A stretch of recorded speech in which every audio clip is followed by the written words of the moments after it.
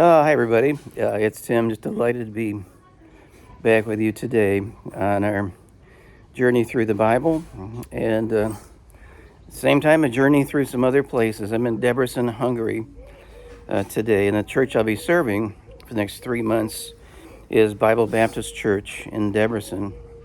But we're continuing our reading. Our reading for today was in Second Samuel 6, 7, 8, and 9.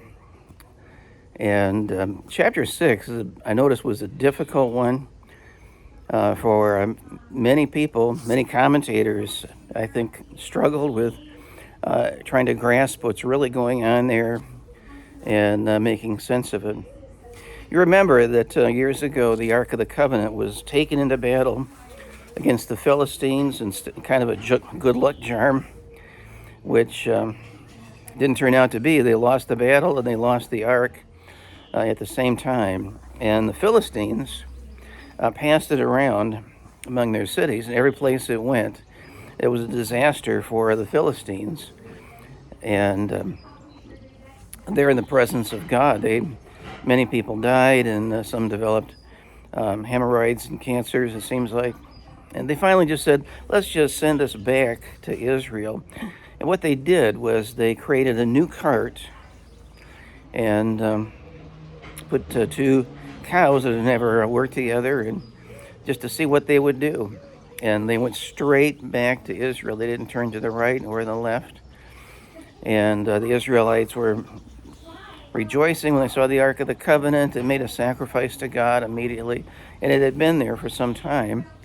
And until David, in chapter 6, as he consolidated the kingdom, and now he's established himself in Jerusalem, wanted to bring the Ark of the Covenant into Jerusalem so they could worship there. And in doing that, he brought 30,000 of his troops with him. They didn't need anywhere near that many, but he wanted to be part of the celebration. And says they set the Ark of God upon a new cart. You wonder, where did they get that idea? Well, it came from the Philistines. That's the way they did it, and it worked all right for them to send this cart back to Israel. But it started great, and people are celebrating exuberantly and with wild abandon. David danced before the Lord with all his might, it says. And I've heard a lot of people say, well, that's the way worship should be, just total freedom and abandon. You do what you feel like doing and what seems right to you. And that's the approach that they were using until disaster struck. As the ark was going across a field that was used to winnow grain, one of the oxen started to stumble, and a man named Uzzah reached out his hand, touched the ark so it wouldn't fall off, and he died instantly because he touched the Ark of the Covenant, something God had told him before not to do. You don't touch any of those holy implements. And David was angry and afraid. And in that way, he's like a lot of other people who have looked at this and wondered that if that doesn't seem a little bit unfair of God. I mean, they're worshiping him. And I've read some commentators have said that's the way worship should be all the time, just noise and music and dancing and whatever feels right at the moment. But David was angry, I think maybe at himself, because he's the one who instigated this, and I think he was afraid of God at the same time because of what happened to this man. He said, how can I bring the Ark of the Covenant to me? Don't do that. And he left it where it was for a period of time. And God blessed the farm that it was placed on. And the time came to bring it back in the right way. And they discovered in their research that they hadn't done before that the Ark of the Covenant was not to be carried on a cart, but it was to be carried on the shoulders of Levites by two poles that would go through those rings that were included in the Ark of the Covenant. When they did it that way, everything was just fine, and they brought it back successfully. Well, the point of this story is not to tell us that, yeah, worship should be just enthusiasm, wild abandon.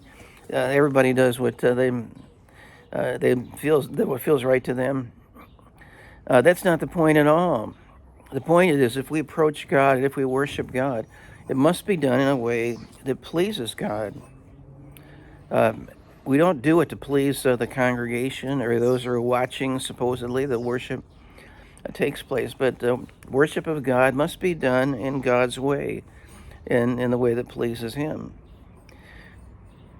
It's interesting that didn't seem to apply to Philistines. They could do it, I think, any way they wanted to because they weren't God's people. If they want to put it on a card, I don't think God cared about that. But He does care when His people are doing it in a way that does not please Him. When He said specifically, this is how my people are to carry the Ark of the Covenant. And I think we can relate that to worship in a lot of our churches today.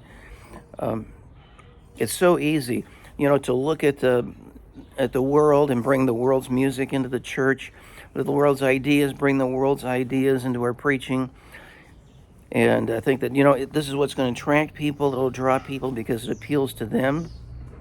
And we miss out on the fact that what appeals to this world is not to be the basis for our worship, but it's what does God want to hear? What does God want to see?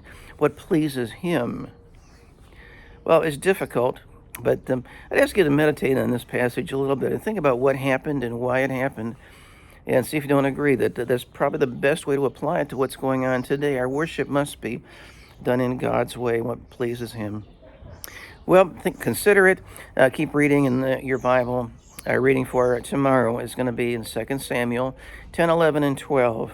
So read those chapters, and I'll look forward to being back with you then. Have a great day, folks.